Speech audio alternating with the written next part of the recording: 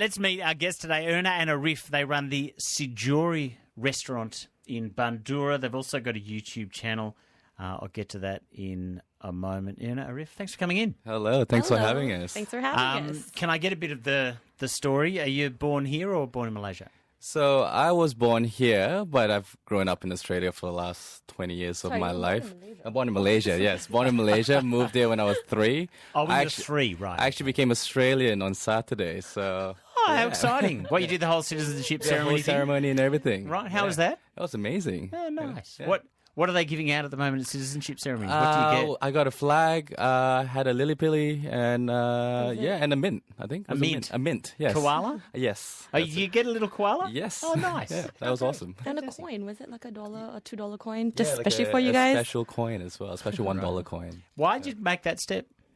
Well, I think inclusively with the restaurant itself, I wanted to kind of just become Australian and actually put my mark as a Malay Australian, and what we did with Sijori Malay Eatery was actually bring our cuisine to be a mainstay of modern Australian cuisine. And, because we're part of the cultural kind of fabric of Australia. Yeah. But I think with Malaysian food, a lot of people kind of think laksa and all that. But, there's a lot more in Malay cuisine because it's such a Creole cuisine. We really want... It's a real mixture, yeah. Yeah, and, and Malay cuisine is very unique to it, and it's not very highlighted here in Australia in terms of the food and dining scene here in Melbourne. Tell me a bit about Sijori. Where's that word come from? So it actually is short for Singapore Johor Riau.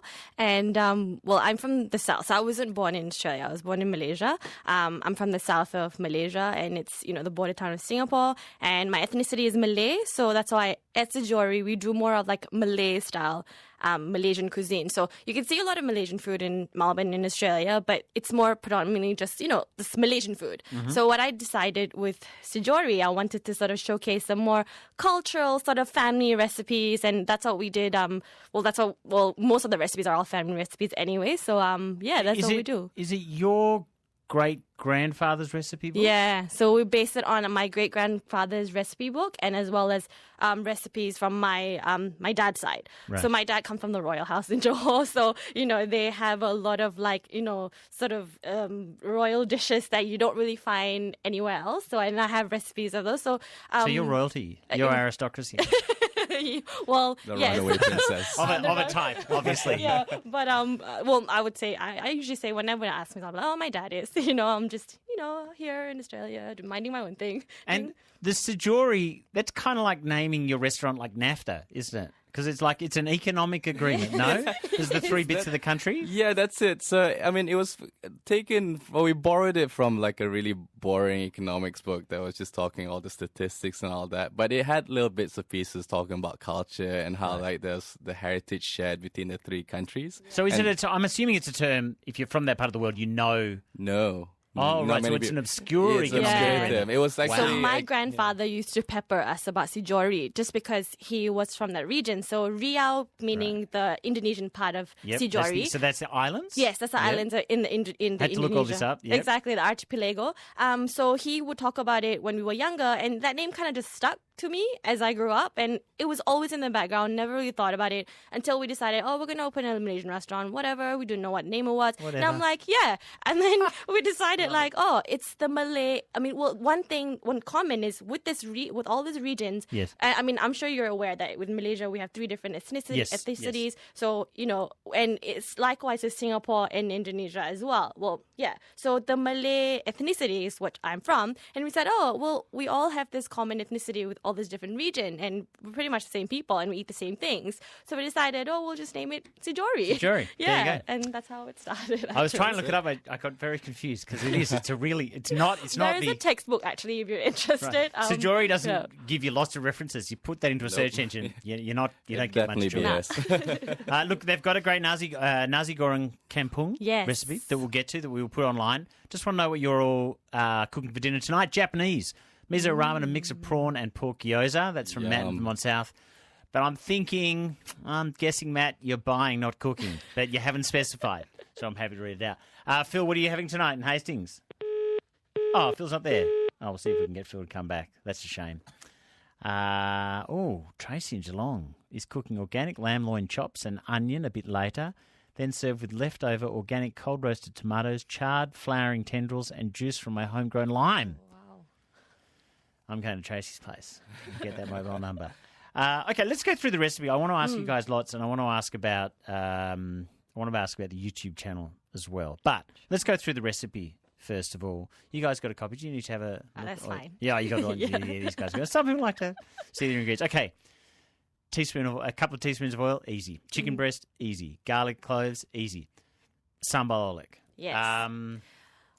Okay, I know what it looks like. I know what the label, but what do I need to look for if I'm buying my sambal oelek? What do I need to be thinking about? See, when I wrote that recipe last night, before writing that last night, I had a recipe of actually how to make your own sambal, like sambal oelek. But then I was like, okay, maybe it's easier for people to just buy the oelek sauce because you can get it in Coles, Woolies, anywhere. And I know like some of my regular customers who actually have them in the pantry. But of course, we do it. What are the defined? Because this was the other thing I tried with the search engine. There does not seem to be an agreed definition of sambal oelek. Yeah, so it's just literally chili paste. Yeah, but you can have a whole lot of different things in it. Correct. Yeah. So I write sambal oelek because it's easy. You could find that anywhere in Australia, I would imagine. But of course, with a good sambal, you can make it yourself. It's really, really easy. So if you make sambal oelek, what goes in yours? So we call it sambal belacan.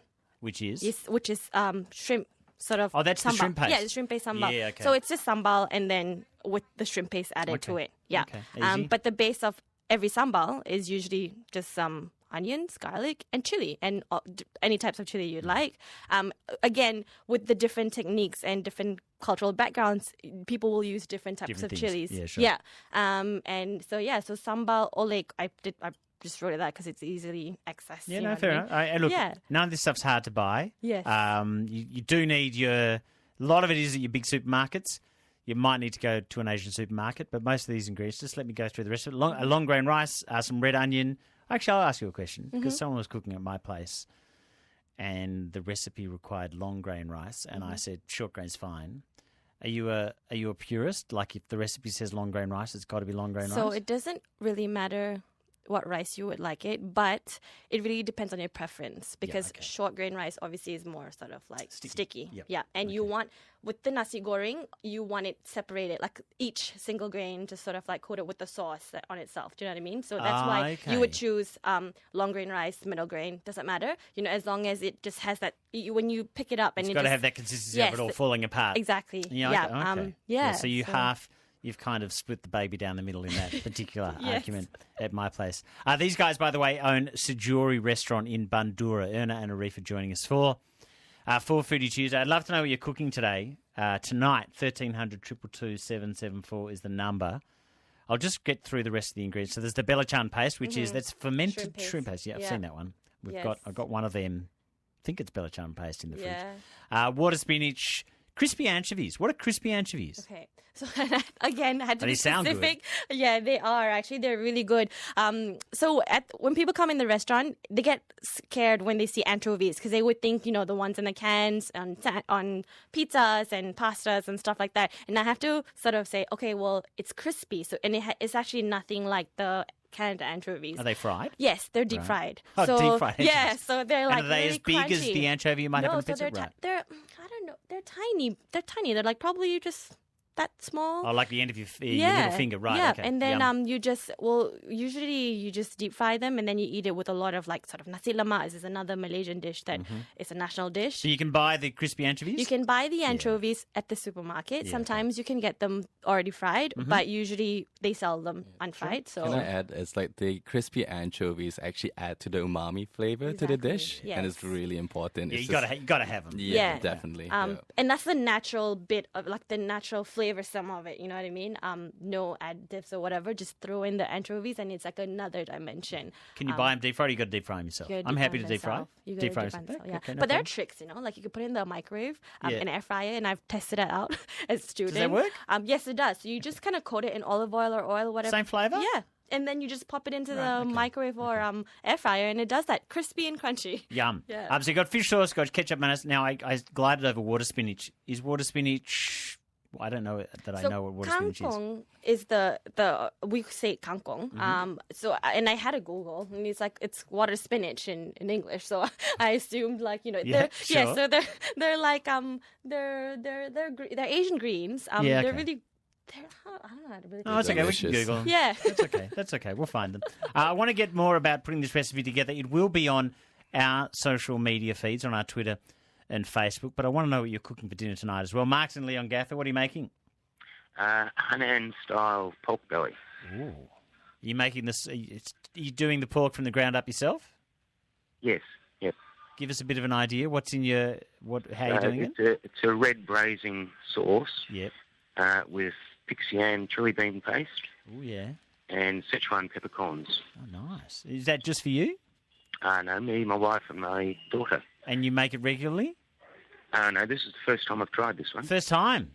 Yeah. Oh, going. And don't give me the cookbook name. Cookbook online, where are you getting the recipe? It's just called China. Right, the cookbook. Oh, good for you. And so are you often doing recipes you haven't done before? Yes, fairly frequently. Yeah, all you need to know is how to shop and how to read, right, to use a recipe? That's right, yeah. Pretty much. Excellent, Mark. Sounds fantastic. Enjoy. Thank you. Tonight I'm cooking for 2 senior citizen families. Oh, each week I try to make it tasty but not too challenging as it has to be enjoyed. Today, roast chicken, always a hit, with garlic, rosemary potatoes and spinach, salad with feta, pomegranate roasted nuts, yum! Pomegranate dressing, and best of all, I listen to all the cooking suggestions as I do my deliveries. Sounds like a great thing to do. As I mentioned, we're going to put this recipe online. Now, a lot of people have had nasi goreng. Is it hard to put together? No. Take me through the basics. What do I do? Well, basically, just you just fry the chicken and the egg, put it aside. So again, different people, different techniques. Some people just throw everything in and stir fry it. But I don't really like the eggy, wet sort of egg on my rice. So I scramble the egg and I fry the chicken. I set it aside and then I cook the paste.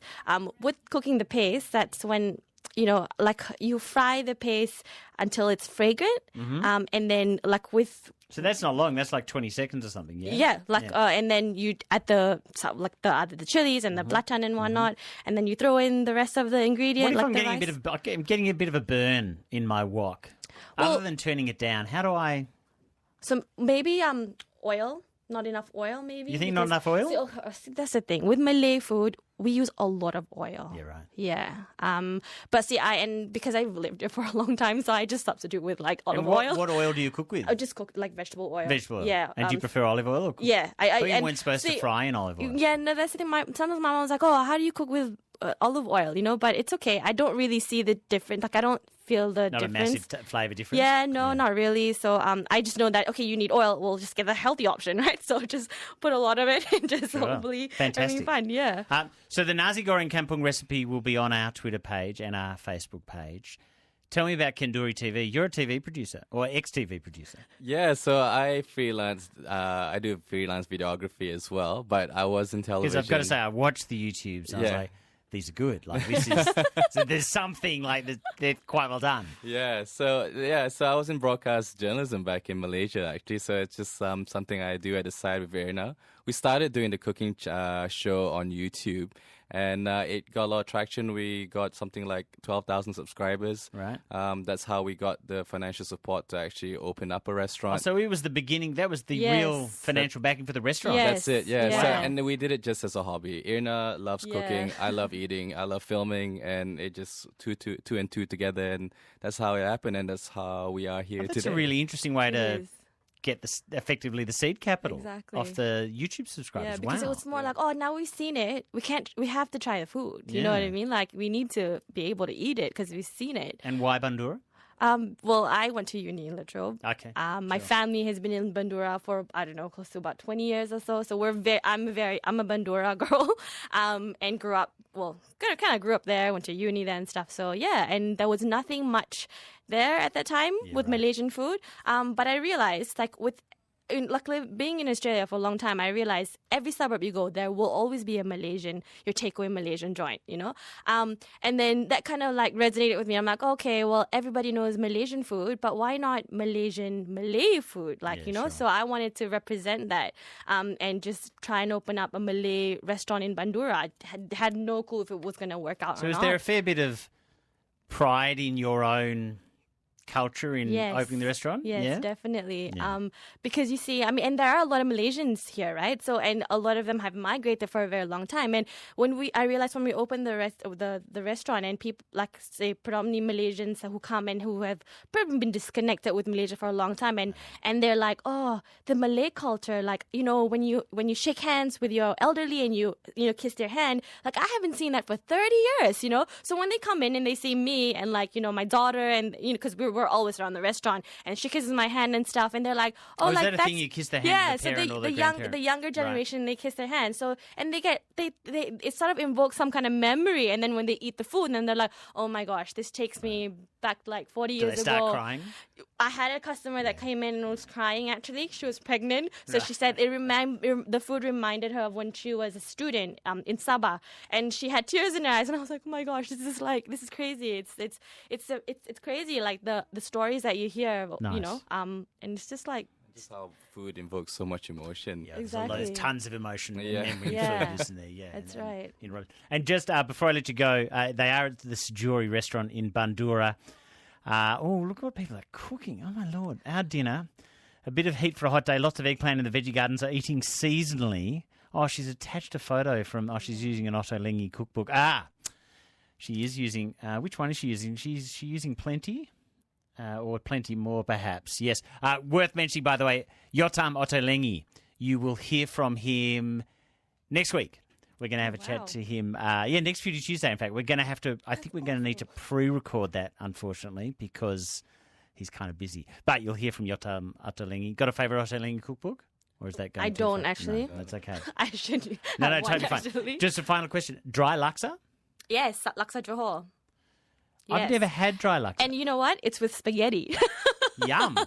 We Okay. use spaghetti as the noodle. And I've asked my dad, traditionally, As he in says spaghetti. Yeah, spaghetti. so that's probably the first case of fusion food ever. Yep. So the Sultan of Johor, Abu Bakr, he frequently traveled to Europe, Right. and he loved to go to Italy. So he brought back shiploads of spaghetti back This was to a legend, they Johor. say, right? This Yeah. is true or a legend? So this was a gossip going around. So Yeah. it's not like An apocryphal story. Yes, Yeah, okay. but it kind of sort of made sense through his history of his travels and whatnot. Continue. So and then the spaghetti was brought over to the chefs, and he told them to make something that he had back in Italy, and it became the dish. Yeah. Laksa Johor. So the laksa Yeah. is like a fish bolognese, if you say, but there's no it's not tomato based, obviously, curry based. But it's drier. It's a dry laksa.